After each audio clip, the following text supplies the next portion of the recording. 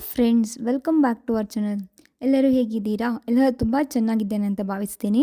ಇವತ್ತಿನ ವಿಡಿಯೋದಲ್ಲಿ ಸಿಂಪಲಾಗಿ ಕೊತ್ತಂಬರಿ ಸೊಪ್ಪಿನ ಚಟ್ನಿ ಮಾಡೋದು ಹೇಗೆ ಅಂತ ನೋಡೋಣ ಬನ್ನಿ.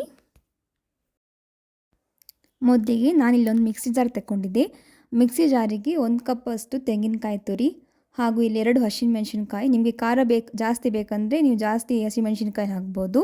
ಹಾಗೂ ಸಣ್ಣ ತುಂಡಷ್ಟು ಹುಣಸೆ ಹಣ್ಣು, ಹಾಗೂ ಇಲ್ಲಿ 4ರಿಂದ 5 ಬೆಳ್ಳುಳ್ಳಿ ಹೆಸಳು, ಹಾಗೂ 1 ಕಪ್ ಅಷ್ಟು ಕೊತ್ತಂಬರಿ ಸೊಪ್ಪು. ಇದನ್ನು ಚೆನ್ನಾಗಿ ಒಂದು 2 to 3 ಟೈಮ್ಸ್ ನೀರಲ್ಲಿ ವಾಶ್ ಮಾಡಬೇಕು.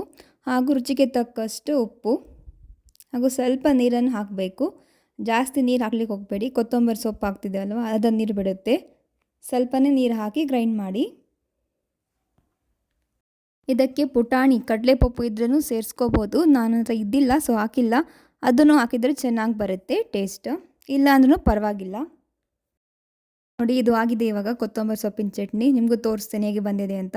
ಇದನ್ನು ಚೆನ್ನಾಗಿ ನೈಸಾಗಿ ಗ್ರೈಂಡ್ ಮಾಡ್ಕೋಬೇಕು. ನೋಡಿ, ಕಲರ್ ನೋಡಿ ಸಕ್ಕತ್ತಾಗಿ ಬಂದಿದೆ. ಪರಿಮಳನೂ ಒಳ್ಳೆ ಬೆಳ್ಳುಳ್ಳಿ ಪರಿಮಳ ಅಂತ ಚೆನ್ನಾಗಿ ಬರ್ತಿದೆ. ಇದು ತುಂಬ ಹೆಲ್ತಿಗೂ ಚೆನ್ನಾಗಿರುತ್ತೆ, ಹೆಲ್ತ್ ವೈಸ್. ಹಾಗೂ ನಿಮಗೆ ದೋಸೆಗೆ, ಚಪಾತಿಗೆ ಕ್ವಿಕ್ಕಾಗಿ ಒಂದೇ ಥರ ಚಟ್ನಿ ತಿಂದ್ಬಿಟ್ಟು ಬೋರ್ ಆಗಿದ್ದರೆ ಈ ಥರನೂ ಟ್ರೈ ಮಾಡ್ಬೋದು. ತುಂಬ ಸಖತ್ತಾಗಿರುತ್ತೆ.